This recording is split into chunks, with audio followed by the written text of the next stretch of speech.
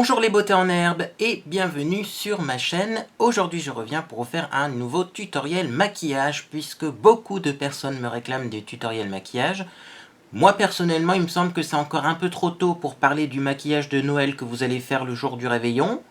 Donc, eh bien, on va faire un autre tutoriel maquillage que je vous avais promis et qui pourra aussi être utile en période de ces fêtes. Eh bien, c'est tout simplement un tutoriel de maquillage avec strobing.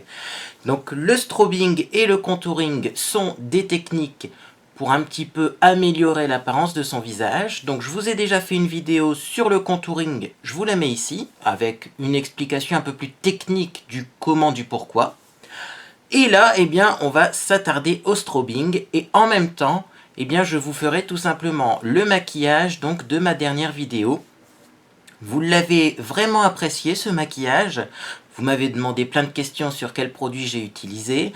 Donc, eh bien, le mieux c'est de vous le refaire en tutoriel. Comme ça, eh bien, vous pourrez également le refaire chez vous. Alors, on va commencer par le teint. Et bien sûr, je commence toujours par ma base verte, la Mayshir. C'est vraiment un must-have chez moi. Je l'utilise presque à chaque fois que je me maquille. Donc c'est une petite base blanche avec de légers reflets verts. Ce n'est pas une base siliconée. Parce qu'il y en a qui se disent « Ah, mais tu en mets beaucoup de cette base-là ». C'est vraiment une base blanche, mais qui ne contient pas de silicone. Ça glisse pas sur le visage. Ça a la même texture qu'un fond de teint, sauf que c'est blanc avec des reflets verts. Et pour l'estomper, pour l'appliquer, j'ai une nouvelle manie. J'utilise le pinceau C406 Duo Face de chez Crown Brush. C'est un pinceau duo fibre, mais regardez, il est très ébouriffé, très aérien. Et du coup, je trouve que c'est pas mal pour appliquer les textures très couvrantes. Disons que ça estompe plus rapidement déjà, mais également, c'est plus facile à estomper. Alors, le seul petit bémol avec cette base, vous voyez, c'est qu'il faut l'appliquer assez rapidement parce que si vous avez une peau sèche ou si vous avez une peau déshydratée, ça peut faire des traces. On peut avoir du mal un petit peu à l'estomper. Donc n'hésitez pas à y aller rapidement. Et si jamais vous avez quelques traces ou si c'est pas très bien estompé, c'est pas grave puisqu'au-dessus on va remettre le fond de teint et on va réestomper. Alors vous voyez, ça blanchit le visage, mais enfin ça blanchit de manière optique. Hein. Ce n'est pas des agents blanchissants qui vont tout simplement interagir avec la mélanine de la peau. C'est de façon optique, mais du coup ça fait une belle toile de fond. Alors ensuite, j'ai ressorti mon fond de teint Laiku, toujours dans ces fameuses marques asiatiques coréennes. C'est un fond de teint que j'adore, donc j'en prends 2 pompes et c'est suffisant. Il est très couvrant. Bon, surtout que j'ai quand même gagné en qualité de peau par rapport à l'année dernière. J'ai beaucoup moins d'imperfections à corriger. Mais effectivement, je trouve ce fond de teint très réussi. Alors, le petit truc, c'est que quand même, il donne un effet lumineux à la peau. Bon, là, comme c'est un tutoriel de maquillage spécial strobing, ça tombe plutôt bien. Mais sinon, effectivement, sur les peaux très grasses, si vous voulez garder une peau mate, je pense qu'il sera un petit peu trop brillant, un petit peu trop, comment dire. C'est pas nacré, c'est pas avec des paillettes, mais ça donne un bel effet lumière. Et ça va peut-être vous gêner si vous avez une peau très grasse. Mais bon, moi là, ma peau n'est plus très grasse, hein, puisqu'on arrive dans les beaux jours de l'hiver. Et pour un maquillage effet strobing, je trouve ça plutôt pas mal. Donc vous voyez, lui aussi, il s'estompe assez facilement. Surtout avec mon pinceau, hein, donc duo fibre. Et voilà. Alors, on va passer maintenant à l'anti-cerne. Bien sûr, l'anti-cerne, vous allez me dire, j'en ai pas vraiment besoin. Hein. Je n'ai pas des cernes très marquées, mais j'ai remarqué quand même que si je ne mettais pas d'anti-cerne, eh bien j'avais des yeux qui manquaient un peu de lumière, qui manquaient, le regard ne pétillait pas comme si j'avais mis de l'anti-cerne. Donc j'en mets quand même. Je pense que je vais en mettre sur un œil, pas sur l'autre, pour vous montrer la différence. Parce que j'avais fait ça un jour sur Snapchat. J'étais en train de me maquiller, j'étais pas en train de faire un tutoriel maquillage, donc bon. J'avais fait ça pour vous montrer la différence, mais c'était pas prévu que je filme. Là, comme je suis vraiment en train de filmer, eh bien, je vais mettre de l'anti-cerne de ce côté-ci. et je ne vais pas en mettre de l'autre côté et vous allez voir la différence. Donc je tapote au doigt. Pour l'anti-cerne, c'est vraiment le plus simple. Je sais qu'à un moment, je vous ai dit que j'utilisais le Beauty Blender. J'en ai même racheté des mini Beauty Blender à Primark et au final, c'est pas vraiment ce que j'utilise le plus. Alors, je vais me rapprocher un petit peu. Vous voyez, là, je trouve qu'on est beaucoup plus lumineux sur le contour de l'œil. Là, bah, c'est plus sombre. Là, ça fait plus réveillé. Là, ça fait un peu plus fatigué. Et pourtant, je n'ai pas de cerne. Hein, mais le fait de mettre quand même une couleur un peu plus claire, je pense que c'est ça aussi, puisque mon anti-cerne est assez clair. Bon, j'ai une peau très claire, donc... heureusement que chez les Asiatiques, on trouve des produits encore plus clairs que clairs. Mais le fait de mettre un petit peu d'anti-cerne comme ça sur le contour de l'œil, eh bien, ça illumine vraiment. Et je pense que c'est pas en option quand on fait son teint. Voilà pour l'anti-cerne. Alors ensuite, quand j'ai bien appliqué mon anti-cerne, je vais bien sûr poudrer. Parce que chez moi, rien ne tient si je n'ai pas mis de poudre. Et pour poudrer mon visage, eh bien, j'ai toujours la même poudre. C'est la fameuse poudre jaune Elchear. Hop, que j'attrape ici. Là, pareil, je n'arrive pas à me défaire de cette poudre. J'ai réessayé les poudres essence parce que j'ai une poudre essence qui est un peu plus matifiante que celle-ci. Mais je trouvais que ça faisait un moins beau rendu sur mon visage. Donc, je prends, hop, un petit peu de poudre. Alors, il faut faire attention parce que c'est de la poudre libre. Donc, vous voyez, si on l'agite trop, ce que ça peut donner. Donc, moi, j'en prélève un peu, hop, dans le couvercle, comme ceci. Je tourne dans le couvercle et je vais tapoter ça sur mon visage. Donc, quand vous mettez votre poudre, petite astuce, si vous ne voulez pas que le fond de teint en dessous bouge, il faut vraiment tapoter. Il ne faut pas frotter son visage. Et donc, bien sûr, là, le pinceau que j'utilise, c'est le CPL P6. Là également, ça se vend chez Babou. C'est un de mes pinceaux favoris. Donc, les pinceaux CPL sont bien. Ceux qui sont roses sont bien. Par contre, ceux 100% en poil naturel, je les trouve trop rêches, malheureusement. Donc, voilà. Si je vous conseille ces pinceaux CPL, c'est surtout les pinceaux, bien sûr, avec des poils roses qui sont en poils synthétiques. C'est beaucoup mieux, je trouve, moi, de toute façon, en général. C'est beaucoup mieux les poils synthétiques que les poils naturels. Les poils synthétiques, c'est plus doux. Et en plus, eh bien, ça ne contient pas de composants d'origine animale. Parce que, ben, parfois, les pinceaux en poils naturels, c'est pas des poils végétaux. Hein. Parfois, c'est des poils animaux. Et ben, le pauvre animal qu'on a tué pour faire des poils de pinceau pour se frotter le visage avec, moi en plus, je trouve ça parfois pas terrible. Voilà pour la poudre et voilà pour la base du teint. Donc vous voyez, j'ai fait ça assez rapidement. On va passer maintenant au maquillage des yeux, puisque c'est le maquillage que vous m'avez demandé. C'est celui donc de ma dernière vidéo. Donc pour ce maquillage des yeux, je vais utiliser tout simplement mon fard L'Oréal, la couleur infaillible numéro 12, Endless Chocolat. C'est un fard que j'ai acheté chez Brandalé, donc il y a sur ma chaîne également un haul Brandalé, hein, c'était la première fois que je commandais sur ce site. C'est un fard qui a l'air, comme vous pouvez le voir à la caméra, marron un petit peu rouge et finalement sur le visage c'est un marron très froid. Donc, eh bien, j'ai envie de dire c'est une bonne chose. À l'intérieur, c'est des pigments un peu poudreux. Vous avez un petit pressoir justement pour pas que la poudre se balade. Et voilà à quoi ça ressemble. Donc, ce produit, je l'utilise pour faire une sorte de smoky sans base grasse. C'est-à-dire, je vais faire un smoky sans utiliser de crayon en dessous pour que ça reste quand même fumé et léger. Donc, petite astuce, je vais commencer ce smoky par le ras de cils inférieur et pour cela j'utilise mon pinceau Crown Brush C408. Celui-là je vous le montre surtout parce qu'il a une forme vraiment spécifique qu'on ne trouve pas forcément ailleurs. Donc je prélève un petit peu hop, de ce fard. Vous pouvez mettre de la base à paupières en dessous. Moi j'avoue là je ne vais pas en mettre puisque je n'ai pas prévu de sortir. Si vous voulez que bien sûr ce maquillage tienne plus longtemps, n'hésitez pas à mettre une base à paupières en dessous. Et donc je vais commencer par dessiner avec le fard mon ras de cils inférieur.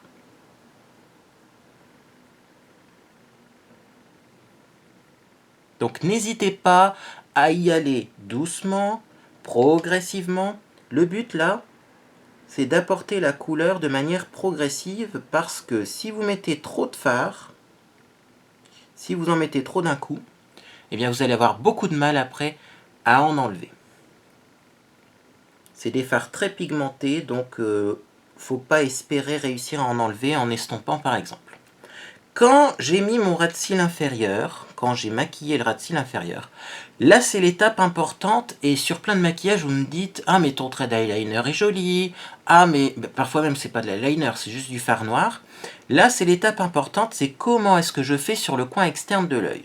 Alors il y a différentes méthodes. La première méthode c'est de suivre la courbe naturelle de l'œil. C'est ce qui est préconisé pour l'eyeliner, Moi, personnellement, ça, je n'y arrive pas. Et quand je le fais, je trouve ça moche. En plus, il faut avoir les deux yeux assez symétriques. Donc, suivre les courbes du visage, je ne trouve pas ça facile.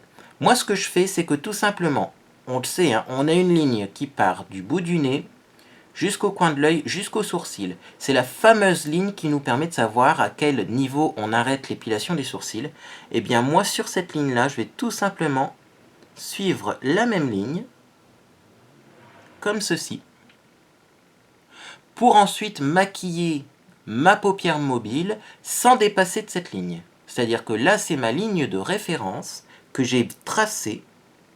Je l'ai vraiment tracée, hein, voyez. Et aucun fard ne doit dépasser de cette ligne. Pareil, si je veux faire un trait d'eyeliner, je suis cette même ligne, je la trace, et ensuite je fais seulement, dans un deuxième temps, le trait d'eyeliner sur le ras des cils supérieur. Donc là, bon, je vais remettre un petit peu de fard au coin de l'œil ici, parce que je vois qu'il y a un petit trou dans le maquillage. Voilà. Et ensuite, on va passer, eh bien, à la paupière mobile. Donc pour faire cela, j'utilise ce pinceau ici. C'est un pinceau de chez JST Best, du fameux lot JST Best que j'ai reçu il y a quelque temps. Ne vous inquiétez pas, d'autres pinceaux JST Best arrivent puisqu'ils sont vraiment bien. Et du coup, d'autres tutoriels maquillage arrivent. Donc restez connectés à ma chaîne si vous voulez voir plus de pinceaux de bonne qualité. Alors là, vous voyez, instantanément, bon, c'est pigmenté, mais on n'a pas l'impression finalement que c'est un marron rouge. Hein. Et donc, là, je fais exactement la même chose que pour mon smoky. C'est-à-dire, quand j'ai plus de matière sur le pinceau, j'en reprends, je tapote pour éviter les chutes, et à chaque fois, je repose la matière sur la paupière mobile, et j'estompe en remontant. C'est-à-dire que jamais je vais prendre de la matière et la poser directement dans le creux de paupière. Si vous faites ça, vous allez avoir un petit souci, puisque vous n'aurez pas cet effet de fumée, cet effet fondu. Vous allez avoir une tache dans le creux de paupière, et du coup, eh bien, on n'aura pas cet effet smoky. Donc là, vous voyez, je pars du bas, j'estompe vers le haut, et on voit que le fard remonte tout seul. Donc, hop, hop, hop. Vous pouvez aussi remarquer que je n'ai pas été jusqu'au coin interne de l'œil. On verra par la suite si je vais jusqu'au coin interne, mais ce n'est pas une obligation.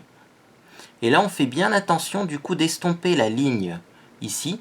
Alors vous pouvez la laisser, on va dire droite, la laisser très franche, ou vous pouvez l'estomper un peu, la flouter, tout simplement pour faire un effet un peu plus smoky, un peu plus fumé sur la paupière. Et vous voyez, ben, c'est assez rapide. Donc là, si on veut un peu plus d'intensité, on peut remettre un petit peu de marron sur la paupière mobile et réestomper. Moi, je trouve que c'est suffisant, et surtout avec ce fard-là, le but c'est pas d'avoir un smoky noir très pigmenté. Le but c'est que ce soit quand même assez portable. Alors, quand on a fini de faire ça, hop, on prend un petit pinceau bien sûr estompeur, et on va estomper les démarcations pour vraiment que ce soit encore plus fumé. Donc, le pinceau hop, que je vais prendre, c'est les petits pinceaux boules, comme ceci de chez ELF. Je trouve qu'ils s'y prêtent plutôt bien. Je n'ai mis aucune matière dessus. Et là, j'estompe légèrement les bords.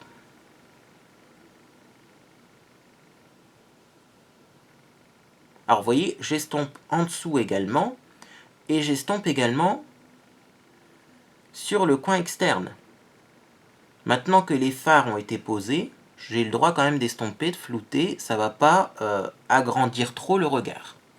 Et voilà pour le résultat. Alors si en estompant, on se rend compte qu'à un certain endroit, il manque un peu de matière, on peut en remettre. Hein. Et j'ai envie de dire, vous n'avez pas besoin d'ailleurs de reprendre de la matière, il y en a assez dans le pinceau. Voilà. Alors ensuite, ce que j'ai fait, c'est une chose que je fais rarement, notamment parce que j'ai les yeux sensibles, mais j'ai mis du crayon noir. Et le crayon que j'ai utilisé, c'est tout simplement ce crayon noir de chez Max More. Donc d'un côté, vous avez l'eyeliner liquide, c'est l'eyeliner liquide que j'utilise en ras de cils inférieur, et de l'autre côté, vous avez le crayon noir. Eh bien, c'est ce crayon noir-là que j'ai mis en muqueuse, parce que là, je trouve que garder la muqueuse de l'œil blanc, ça fait bizarre. Donc, hop, on tire légèrement la paupière, et on va mettre légèrement du crayon noir. Là aussi, j'ai pas pris mon crayon le plus pigmenté. Hein. J'ai notamment du Kajal oriental qui est bien plus noir que ça. Mais le fait de mettre un petit peu de noir, même si finalement il n'est pas très pigmenté, ça finit quand même bien le maquillage. Et je pense que là, vous l'avez remarqué en regardant cette vidéo, c'est quand même plus joli avec du crayon dans la muqueuse quand on fait le tour de l'œil noir. Ou d'une couleur foncée, puisque là c'est un marron foncé. Alors ensuite, je prends donc l'eyeliner qui est donc tout simplement disponible dans le même article. Et je vais balayer mes cils inférieurs. Donc ça, c'est mon astuce mascara cils du bas. Plutôt que d'acheter un mascara spécial cils du bas, vous mettez un peu d'eyeliner liquide dessus. Ça va épaissir les cils sans faire trop dramatique. Et ça fait l'affaire, ça fait plutôt le même effet, sans avoir à dépenser des sommes astronomiques dans un mascara spécifique. D'ailleurs, j'ai recherché sur AliExpress, j'ai recherché dans plein d'autres marques. J'ai regardé si effectivement, eh bien, il existait un mascara pour les cils du bas d'une autre marque que les marques de luxe de parfumerie. J'ai toujours pas trouvé, parce que j'aimerais bien en essayer un quand même, mais pas un qui coûte 20 €. Je mets pas 20 € pour ce genre d'article. Donc si vous connaissez un mascara spécial cils du bas, mais qui ne coûte pas un bras, eh bien, mettez-moi un commentaire avec le nom de ce bijou, parce que j'en recherche un. Et ensuite, je mets mon mascara, le Catrice Glam Doll, qui ressemble à ça. Donc c'est un mascara qui donne pas énormément de volume. Bon, en vieillissant, il s'améliore un petit peu, mais je ne trouve pas ça vraiment... voilà, ça va pas être mon top meilleur mascara, je pense. Voilà, la brosse. Donc la brosse, par contre, elle, effectivement, est pratique. Mais vous voyez... Hop, là, je vais en mettre un petit peu pour vous montrer. Quand on a ce genre de maquillage assez intense, je trouve que là, c'est léger. Donc du coup, on est obligé d'en remettre des couches et des couches et des couches. Et je préfère un mascara qui agit rapidement, qui va tout de suite faire un effet fossile, qu'un mascara qui certes va bien séparer les cils, mais où il faut en mettre 3 couches. Alors sur ce, moi, je vais mettre mon mascara, mes couches et mes couches et mes couches. Je vais faire le deuxième œil et on revient tout de suite pour la suite du maquillage. Et voilà pour le maquillage des yeux. Donc, je voulais vous montrer quelque chose. D'un côté, j'ai mis du crayon noir dans la muqueuse et de l'autre côté, j'en ai pas mis. Comme ça, vous pouvez déjà vous faire une idée de ce que ça donne avec ou sans crayon dans la muqueuse. Vous pouvez choisir aussi la version que vous préférez. Moi, j'ai envie de dire quand même, sans crayon noir, il manque quelque chose. Donc, je vais mettre mon crayon noir tout de suite dans l'œil où j'en ai pas mis. Voilà, qui est beaucoup mieux. Alors oui, ce petit crayon noir aussi, il se rétracte, donc c'est très pratique, il n'y a pas besoin de le tailler. Et donc, on va passer aux sourcils, car oui, je maquille mes sourcils maintenant. Oui, je teste tout du moins des produits pour maquiller mes sourcils, parce que je ne suis pas convaincu que ce soit terrible, mais là, je vais vous montrer ce que donne ce petit produit, qui est donc le gel teinté à sourcils de chez Primark, que je trouve trop orange, hein, je vais me répéter, mais bon, au moins vous allez voir en direct ce que ça donne. Donc moi j'y vais assez lentement, pour pas que ça fasse trop dramatique. Le but c'est juste de teinter un petit peu les poils. J'en mets un peu plus au niveau de mon épi parce que forcément un épi c'est clairsemé. Et ensuite j'essaye de rattraper, hop, la ligne naturelle de mes cils. Et voilà, vous voyez, je fais quelque chose de très naturel et parfois même après, je passe un coup de goupillon pour justement encore plus estomper. Je le fais surtout pour enlever les traces de fond de teint, les traces de poudre qu'il pourrait y avoir dans mes sourcils, mais pas vraiment pour bien les définir et bien les maquiller, parce que les sourcils très définis, comme on peut le voir parfois sur Instagram, hein, ben moi je trouve pas ça joli, hein. Tout du moins sur moi, hein. Après bien sûr, si vous avez un fort contouring, si vous avez un fort dessin des lèvres, vous pouvez bien dessiner les sourcils pour que ce soit raccord avec le reste. Enfin là on fait quand même un smoky où tout est fondu, tout doit être en douceur. Et donc si on a des sourcils trop présents, eh bien je pense que ça ne sera pas une bonne chose. Alors également, vous voyez, je ne sais pas si vous vous en rendez compte à la caméra, mais je pense que ça se voit. J'ai pas du tout les sourcils symétriques. Et le fait de les maquiller, eh ben, je trouve que ça renforce cette dissymétrie de mes sourcils. Et donc voilà, bon, au moins vous voyez avec ou sans maquillage des sourcils. Je vais passer quand même un petit coup de goupillon pour enlever un petit peu les épis.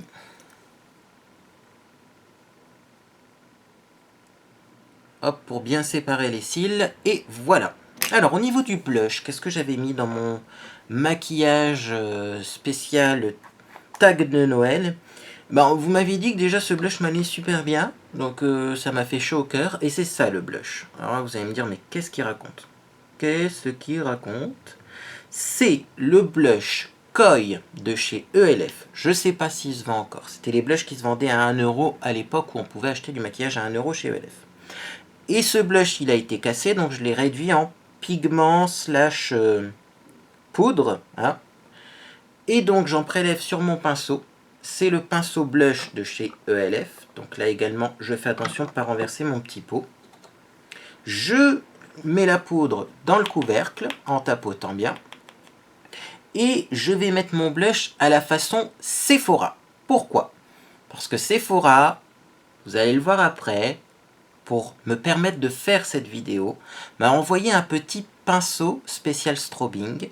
Et avec ce pinceau, c'est un pinceau blush, un pinceau enlumineur, eh bien, ils m'ont envoyé une technique de fou pour mettre son blush. Et donc, je voulais vous la partager, parce que Sephora, au moins, ils donnent les pinceaux avec des modes d'emploi.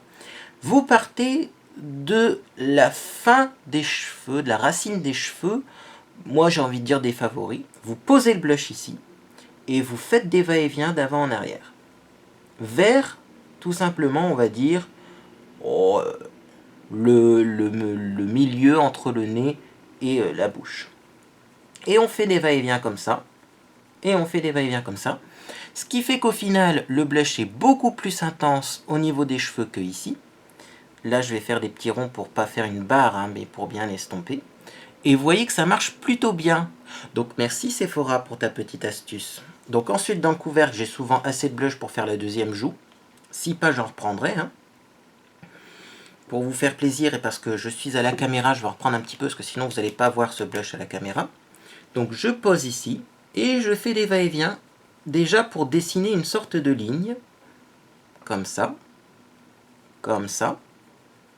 Et ensuite, on estompe en faisant des ronds. Pour pas que ça fasse une vraie ligne bien marquée. Alors, si vous avez l'impression qu'il y a un petit peu trop de blush, c'est ce qui peut arriver quand on utilise des blushs comme ça en poudre, vous prenez votre pinceau avec la poudre au visage et vous estompez tout simplement. Donc, voilà pour le blush. Et maintenant, on arrive à la partie la plus importante de cette longue vidéo. Mais je pense que bien expliquer les choses, ça vous permet vous aussi de mieux réussir vos maquillages. On passe à la partie strobing. Donc, Sephora m'a proposé un pinceau, un merveilleux pinceau à tester. Et ce pinceau, eh bien, tout simplement, m'a donné tout de suite l'idée de vous faire cette vidéo pour vous expliquer la technique de strobing. Donc, voilà le pinceau. C'est tout simplement le pinceau Hop, Hop de chez Sephora. Et c'est le numéro 49. Voilà. Et donc ce pinceau, c'est le Pro Angled Brush Blush Biseauté 49. Alors je ne l'ai pas ouvert. Pourquoi je ne l'ai pas ouvert? Pour vous montrer quand même comment il est emballé. Et ça, je trouve ça génial. Pourquoi c'est génial? Parce que personne ne peut toucher au pinceau dans le magasin. Le nombre de personnes qui prennent les pinceaux pour essayer du maquillage puis qui le remettent dans le rayon, ou alors les personnes qui l'utilisent sur leur visage pour voir s'il est doux. Ah oui, mais bon, la personne qui a de l'acné par exemple va mettre des bactéries sur le pinceau et c'est pas terrible. Là vraiment, il est bien emballé. Donc, eh bien, vous avez peu de chances que quelqu'un l'ait utilisé avant vous. Et ensuite, ce qui est génial, c'est pour le transport. Je pense que si tous mes pinceaux avaient ce genre de capuchon, mais je serais le plus heureux du monde. Parce que quand on laisse un pinceau dans une trousse de maquillage, je vais vous montrer un exemple, ça peut ressembler vite à ça. Ça, c'était à l'origine un pinceau éventail pour enlever les chutes de fard. Oui, mais alors le pinceau éventail, maintenant, il n'est plus du tout éventail, quoi. Il était très fin au début, maintenant il est tout ébouriffé. Donc pour que les pinceaux gardent leur forme, je trouve cette idée géniale. En plus, ben, c'est un petit capuchon, vous allez voir, qui est attaché au reste, donc vous ne perdez pas le capuchon. Il suffit de remonter le pinceau, et voilà le merveilleux pinceau de chez Sephora. Donc bien sûr, très très très doux, assez dense, et moi je trouve de taille idéale pour ce que je vais faire, c'est-à-dire du strobing. Alors, le strobing c'est quoi? Comme je vous l'avais dit dans ma vidéo contouring, on utilise le foncé pour creuser le visage et on utilise le clair pour rebondir, donner du rebondi au visage, si on peut s'exprimer ainsi, mais je pense que vous m'avez compris. Donc, toutes les zones où on veut un petit peu plus mettre en avant, on va utiliser l'enlumineur. Alors moi j'utilise mon enlumineur, c'est le By Nanda. Vous le connaissez, j'en ai déjà parlé dans mes vidéos. À l'origine, il y avait 3 couleurs, mais comme il est arrivé cassé, j'ai mélangé les 3 couleurs et ensuite, je l'ai recompressé. Je l'ai recompressé une fois, ça n'a pas marché. Je l'ai recompressé une deuxième fois. Et voilà ce qu'il donne. Donc il est quand même assez rose, mais il est très très lumineux. Et puis comme j'ai un maquillage avec du blush dans les tonalités roses et du rouge à lèvres dans les tonalités roses, ça fera pas bizarre. Alors, comment on fait pour avoir un strobing? Bon, déjà, on met pas de contouring, puisque sinon c'est du contouring, c'est pas du strobing. Donc on met pas de couleur foncée dans les creux du visage. On va uniquement mettre de la couleur claire sur les bombés. Et donc, le premier endroit où bien sûr on met de l'enlumineur, c'est tout simplement entre le blush et, j'ai envie de dire, le ras de cils inférieur. Donc là, vous voyez tout de suite, regardez-moi cet enlumineur. J'ai choisi celui-ci parce que j'étais sûr que vous allez réussir à le voir à la caméra. Et je ne me suis pas trompé. Donc j'en mets ici et j'en mets là. Alors là également, j'ai envie de dire Sephora, ton pinceau il marche super bien parce que pour avoir vraiment cette lumière qui apparaît sur une caméra alors que dehors il fait nuit, que je suis en lumière artificielle, etc. C'est que le pinceau, je trouve quand même qu'il applique bien la matière sans trop l'estomper, parce que si ça estompe trop, malheureusement, l'enlumineur ne se voit pas. Et il prélève la juste quantité de matière pour pas se tromper, puisque vous voyez, je peux en remettre, et en remettre, et ça fait pas bizarre, ça fait même très joli. Donc ce pinceau, franchement, vous allez avoir bien sûr les infos dans la boîte de description. Moi, je l'ai reçu via Octoly, mais il se vend bien sûr chez Sephora. Très, très bon pinceau. Je suis surpris parce que je me suis dit ça va être un pinceau blush. Hein, j'en ai déjà plein. Ben non, il est mieux que les autres. Il prend bien la matière et ça va être mon pinceau pour l'enlumineur, je pense. Alors, autre endroit où on peut mettre de l'enlumineur, c'est au niveau de l'arc de Cupidon. Donc, hop, ici. Moi, ça, c'est un truc que je fais de plus en plus parce qu'en plus, comme vous le savez, j'ai quand même de la barbe. Ça enlève un peu le grisé de la barbe. Donc, hop. Là, pareil, si on veut, on peut utiliser, voyez, le bout du pinceau pour être plus précis. Comme c'est un pinceau biseauté, on n'est pas obligé d'utiliser la tranche, on peut utiliser le bout du pinceau. Voilà. Donc, un petit peu au niveau de l'arc de Cupidon. Bien sûr, l'arête du nez.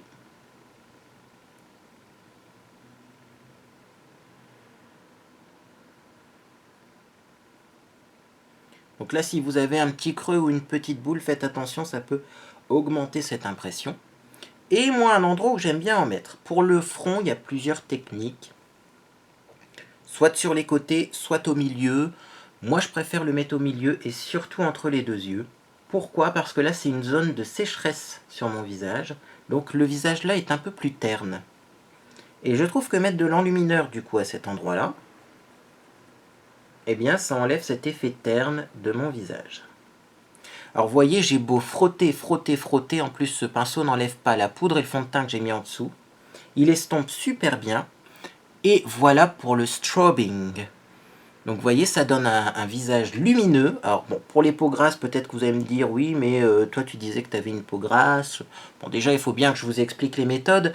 Et aussi, je n'ai plus la peau grasse comme avant. Ah, ça, vous devez le savoir si vous êtes fidèle à ma chaîne. J'ai quand même trouvé un produit, le Triacnéal de chez Aven, qui m'a bien réglé mes problèmes.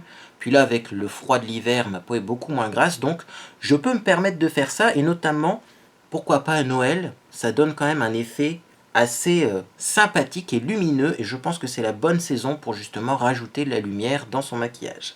Et enfin, la dernière chose que j'ai faite la dernière fois dans mon maquillage que vous m'avez réclamé, c'est tout simplement de mettre ce rouge à lèvres. Alors à chaque fois que je porte ce rouge à lèvres, j'ai au moins une dizaine de messages pour me dire c'est lequel, c'est lequel, c'est lequel, c'est lequel, c'est lequel.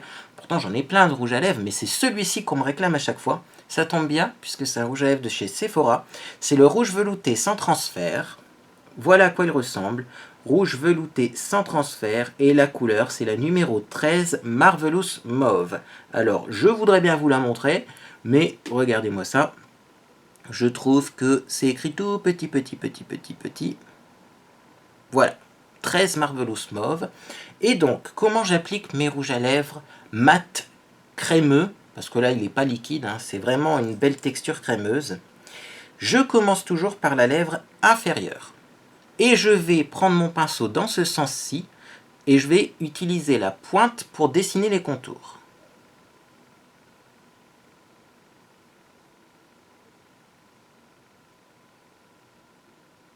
Là, j'ai dessiné le contour naturel de ma bouche. Moi, ce que je fais, c'est que je l'agrandis légèrement pour l'ourler, puisque ourler ses lèvres, c'est à la mode. Donc, je redessine une ligne, hop, légèrement plus grande.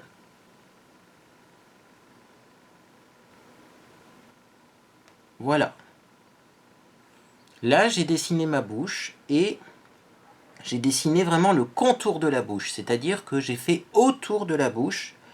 Et maintenant, je vais la remplir tout simplement là avec la partie plate du petit embout.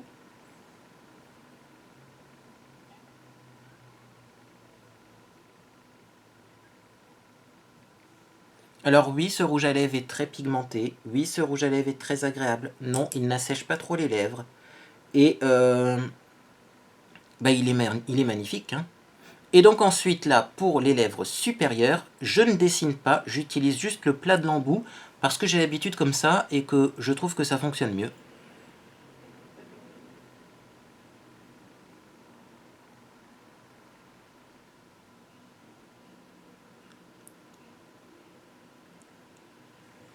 Et donc je vais vraiment bien dessiner l'arc de Cupidon, c'est-à-dire que mes lèvres, je les dessine en forme de cœur avec l'enlumineur qui sera au milieu du cœur.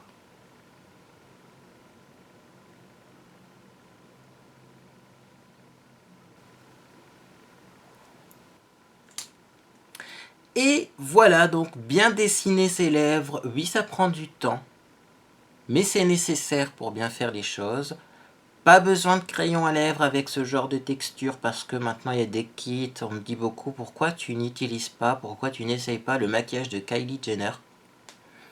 Il est peut-être génial, hein, mais je trouve qu'il est vachement cher.